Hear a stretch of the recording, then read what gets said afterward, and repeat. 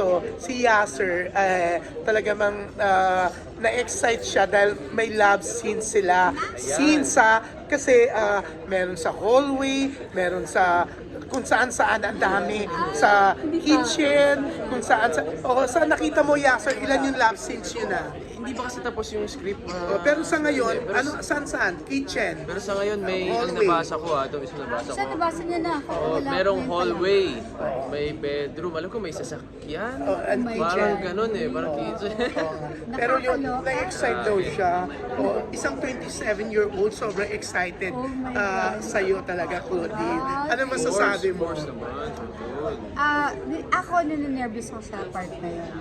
Kasi syempre parang syempre mas bata, ganyan. So parang sana matanggap ng tao, sana makita nila, sana may rapport na makita ng tao.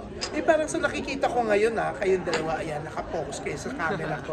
Parang kakaiba, parang hindi alam mo in fairness, ang bata kasi pa rin na itsura ni Claudine, hindi magkalayo, di ba?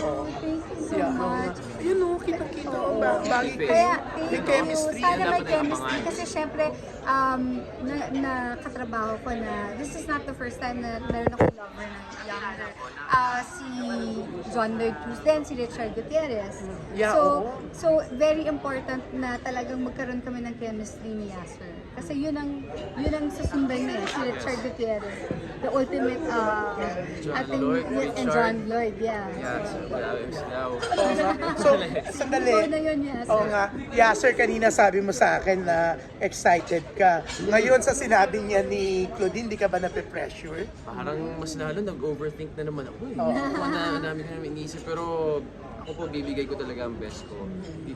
Hindi walang binigay sa akin ni Jimmy, ni Rigal, si Miss Clau para gawin tong role na to. Ako all out, kumbaga, ikaw Miss Clau, 1,000,000%. Na! Titriplihin natin, trillion. Yeah. Ang bongga.